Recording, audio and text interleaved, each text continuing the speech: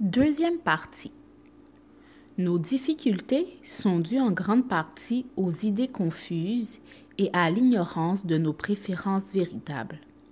Notre tâche consiste à découvrir les lois de la nature auxquelles nous devons nous adapter. Une pensée claire et une perspicacité morale ont donc une valeur incalculable. Tous les processus, même ceux de la pensée, reposent sur des bases solides.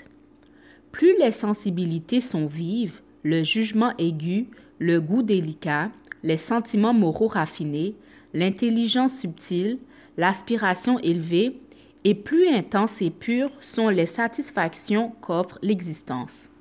Par conséquent, c'est l'étude de ce qui a été le mieux pensé au monde qui procure le plaisir suprême. Les pouvoirs, utilisations et possibilités de l'esprit, selon les nouvelles interprétations, sont incomparablement plus merveilleux que l'accomplissement, voire les rêves les plus exagérés du progrès matériel. La pensée est énergie. La pensée active est énergie active. La pensée concentrée est énergie concentrée. La pensée concentrée sur un but défini se transforme en pouvoir.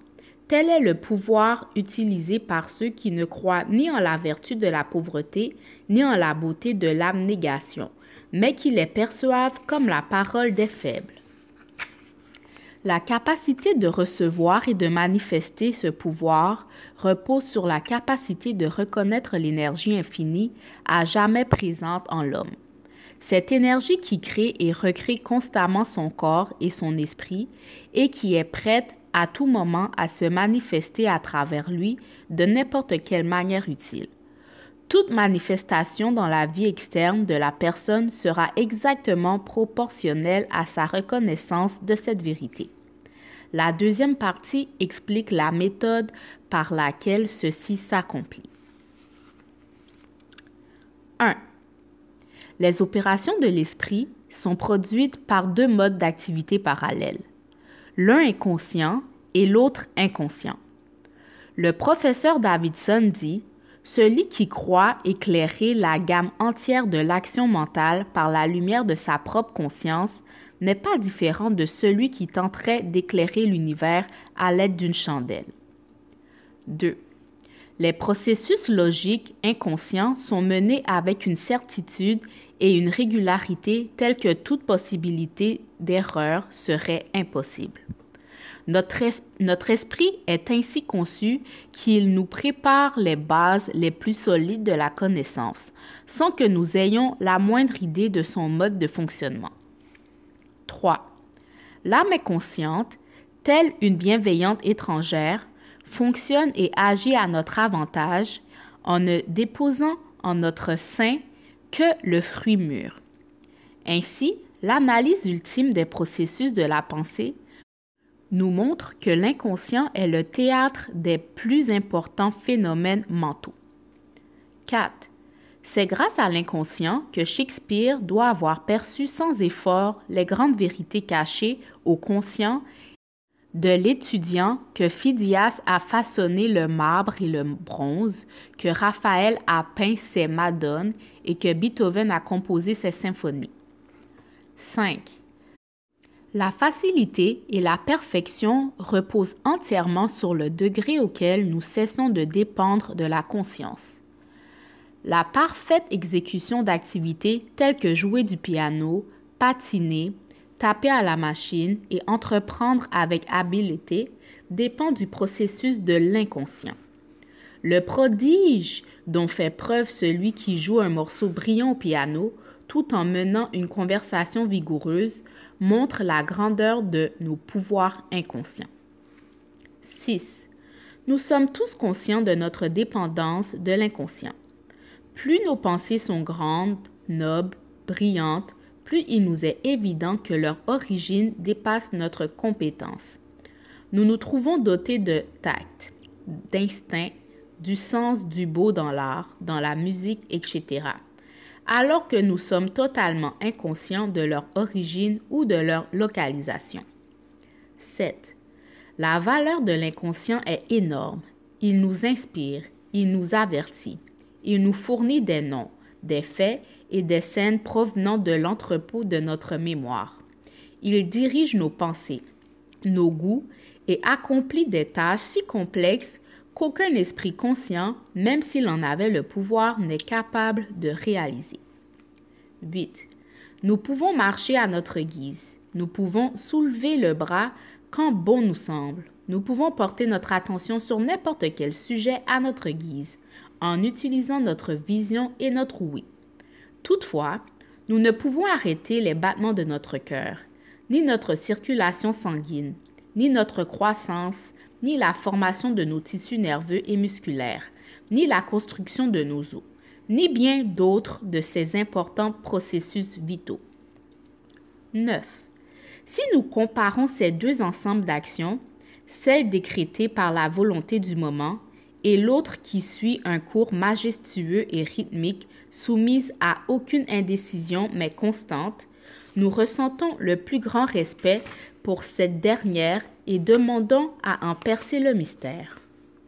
Nous voyons immédiatement que ce sont là les processus vitaux de notre vie physique et nous ne pouvons éviter d'en conclure que ces fonctions capitales sont soustraites à dessein du domaine de notre volonté extérieure, avec ses variations et ses transitions, et placées sous la direction d'un pouvoir permanent et fiable.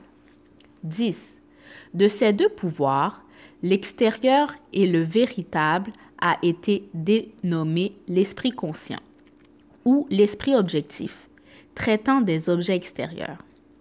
Le pouvoir intérieur est appelé l'esprit subconscient ou l'esprit subjectif, et outre son travail sur le plan mental, il contrôle les fonctions naturelles qui rendent la vie physique possible. 11. Il nous est nécessaire d'avoir une compréhension claire de leurs fonctions respectives sur le plan mental, de même que de certains autres principes de base, percevant et fonctionnant à partir de 5 sens physiques. Le conscient traite les impressions et les objets de la vie extérieure. 12. Il a la faculté de discrimination qui implique la responsabilité du choix.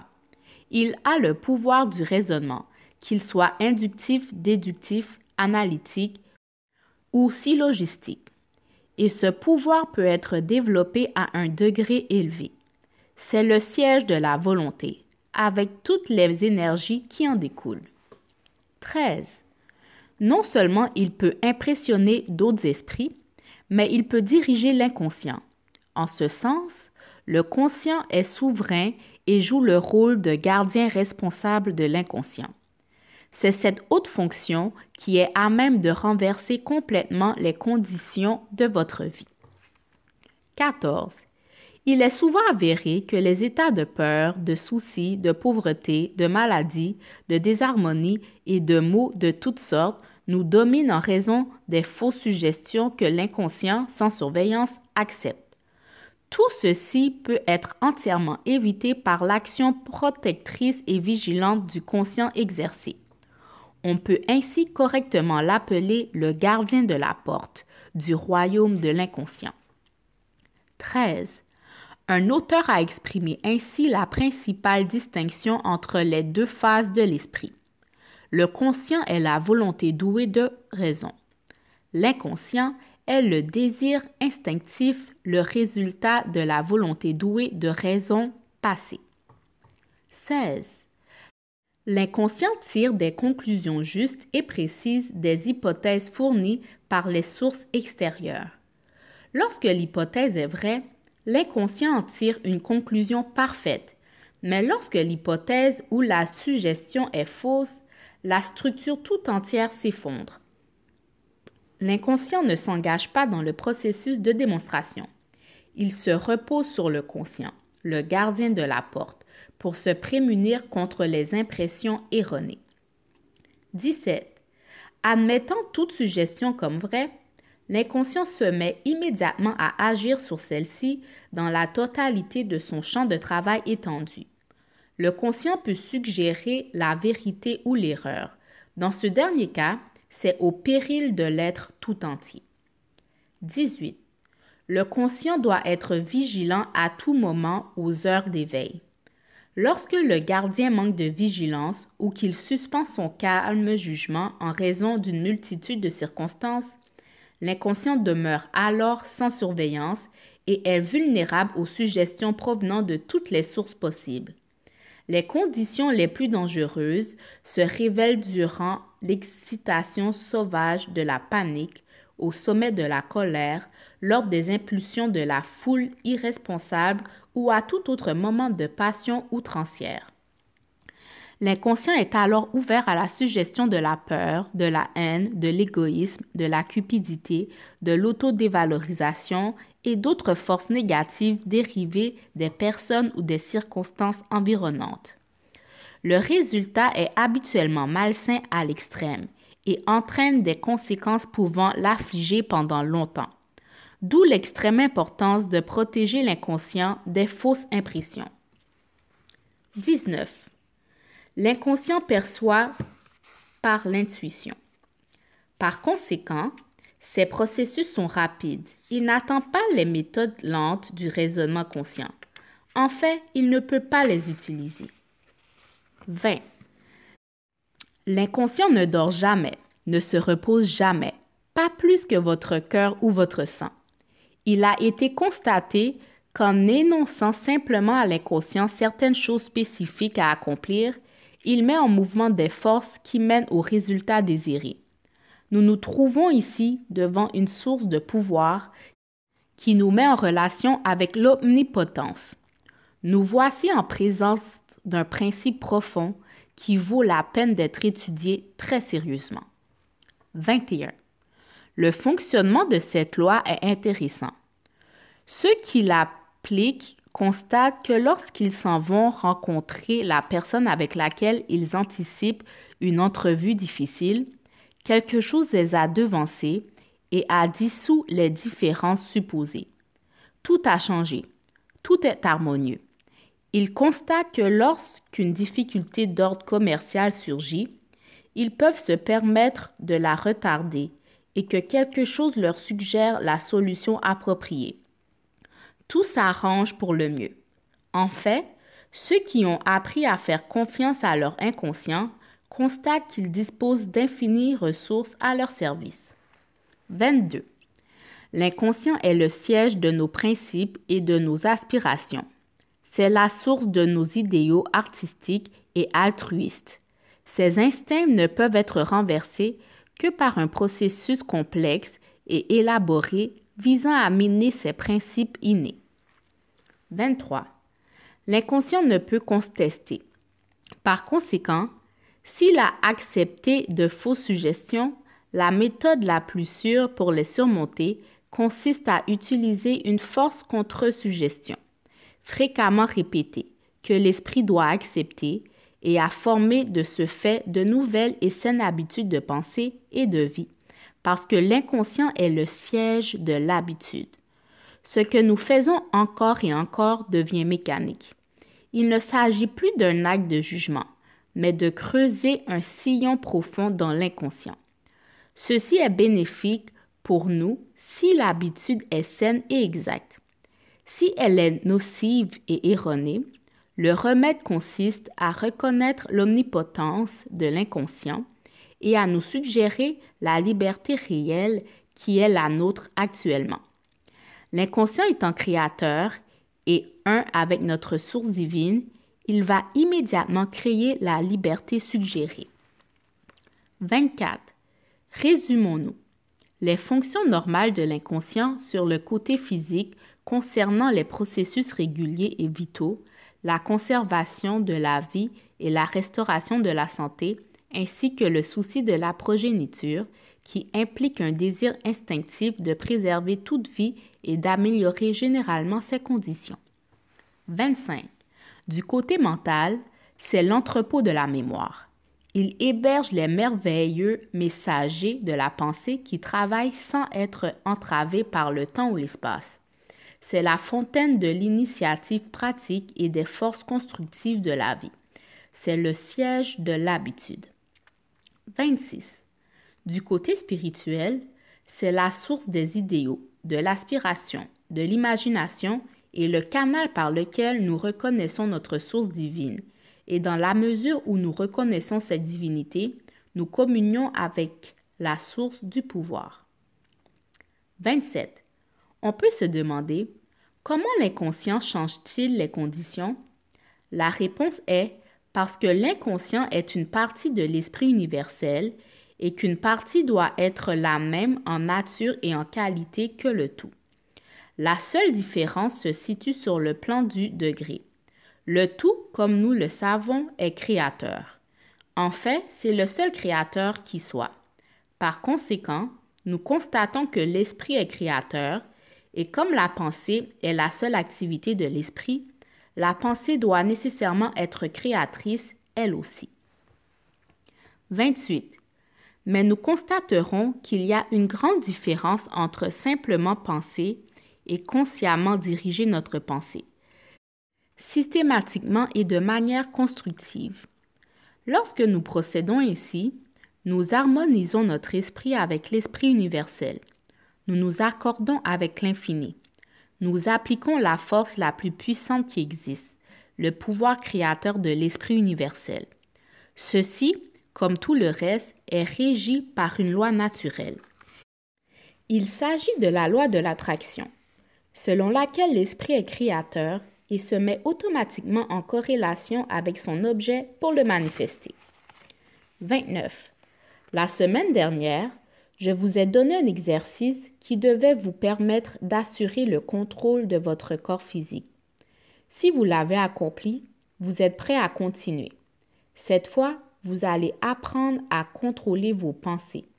Si possible, prenez toujours la même pièce, la même chaise et la même position.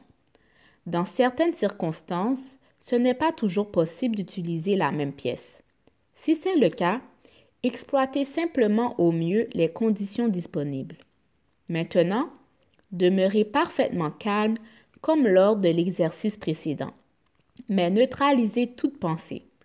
Ceci vous permettra de contrôler vos pensées de préoccupation, de soucis et de peur et vous permettra d'entretenir seulement les pensées que vous désirez.